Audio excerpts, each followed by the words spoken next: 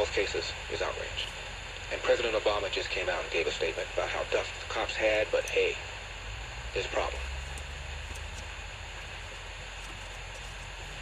Can we do these things on a case-by-case basis?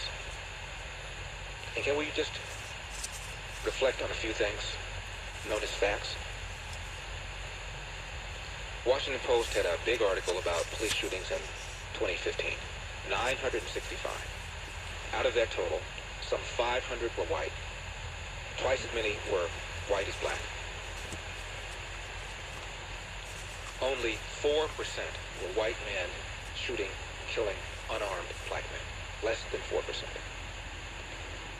More unarmed white men were shot and killed by the police than unarmed black men. That's point one. Point two. Over the last 45 years, police shootings of blacks are down 45%, while police shootings of whites have flatlined. So it's not true that there's an epidemic of blacks being shot by cops, despite the girlfriend who live streamed the aftermath of Philando Castile being shot, referring to the person who shot him as an assassin. Next point. A few days ago, as I mentioned, a white 19-year-old teenager, unarmed, was shot and killed by the Fresno police. There was some local protest by his friends. Outside of that, received very little national attention compared to these shootings. Pourquoi? Pourquoi? The governor of Minnesota came out and made some extremely reckless and irresponsible statements. He suggested that the shooting of Mr. Castile was motivated by racism, that if he had been a white man, he still would have been alive. How dare he? Why don't we have an investigation?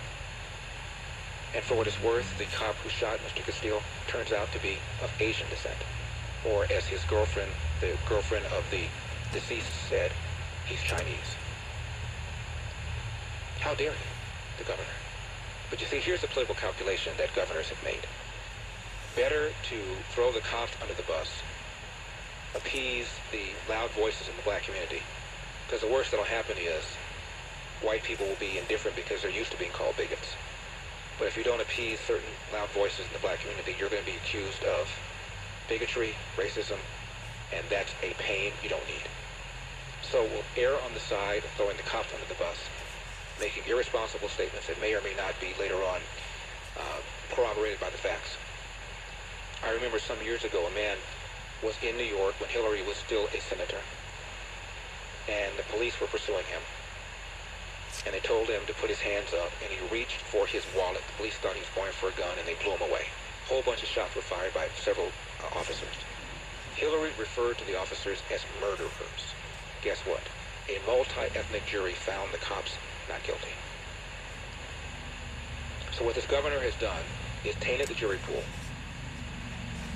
has all but convicted the officers in the court of public opinion.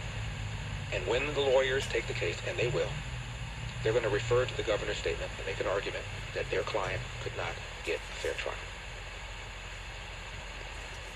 Obama came out and made a statement. And just over the 4th of July weekend in Chicago, 60 people shot, 4 killed, 4 to 6 killed, I can't remember the number now.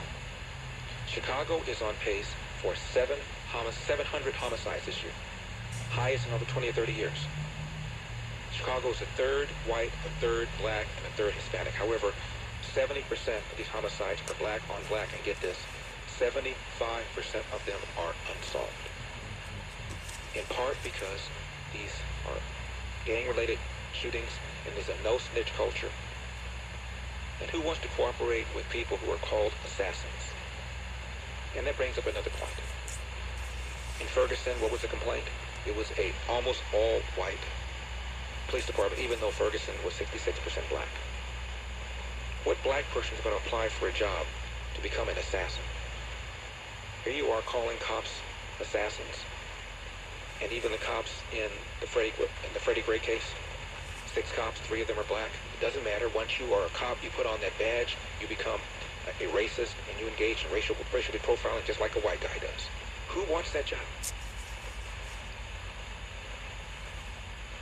Now, one of the local congresspersons, the member of Congress who is a Muslim, I forget his name, I think Keith Ellison, I can't remember his first name, I think it might be Keith Ellison.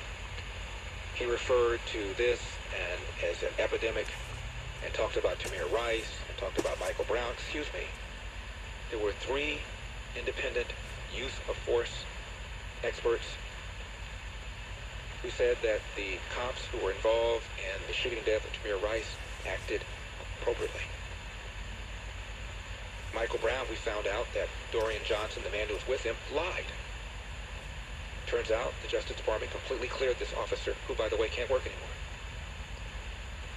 So you're lumping this on top of some of these shootings where we don't even know exactly what happened just yet.